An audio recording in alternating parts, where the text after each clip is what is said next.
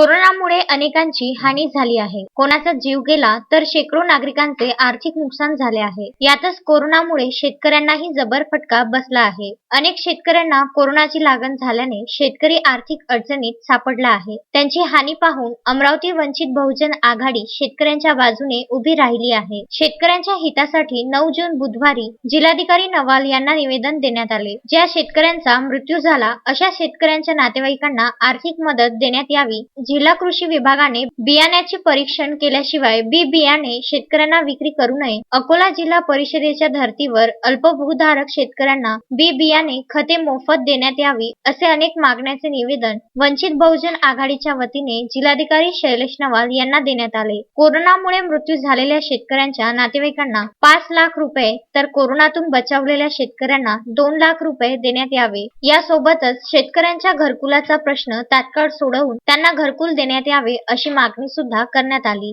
वंचित बहुजन आघाडीचे अमरावती जिल्हा अध्यक्ष प्राध्यापक शैलेश गवई यांच्या नेतृत्वात निवेदन देण्यात आले. निवेदन देतेवेळी महाराष्ट्र उपाध्यक्ष निशा शेंडे, प्रफुल्ल वाकोडे, मदन गायकवाड, किरण गुडदे, साहेबराव नाईक, बाबाराव गायकवाड, विद्या वानखडे, सिद्धार्थ दामोदरे यांच्यासह वंचित बहुजन आघाडीचे अनेक पदाधिकारी उपस्थित होते.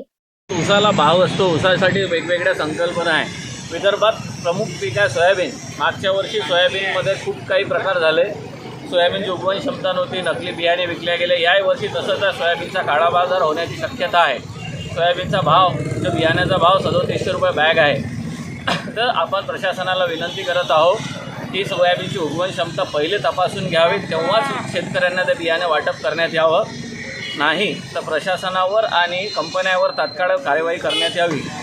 दुसरा प्रश्न हा आहे की सोयाबीनची काळाबाजारी थांबण्यात यावी.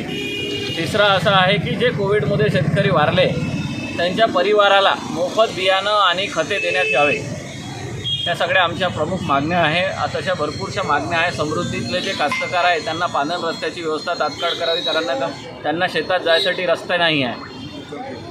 त्याच्यानंतर पीक कर्जाचं वाटप व्यवस्थित होत नाही आहे. जिल्हा प्रशासन याच्यावर कोणत्याच प्रकारचं लक्ष देत नाही आहे. त्यांचं पूर्ण लक्ष फक्त कोविडकडे आहे. पण कोविडसोबतही शेतकऱ्यांच्या पोटाचा विचार करण्यात यावा आणि तात्काळ त्यांचे पीक कर्ज वाटप करण्यात यावे याची विनंती आम्ही वंचित बहुजन आघाडीच्या वतीने करत आहोत. अदरवाईज अन्यथा आम्ही मोठं आंदोलन उभं करू. अजय शृंगारेसह प्रदीप इंगोले, विदर्भ न्यूज, अमरावती.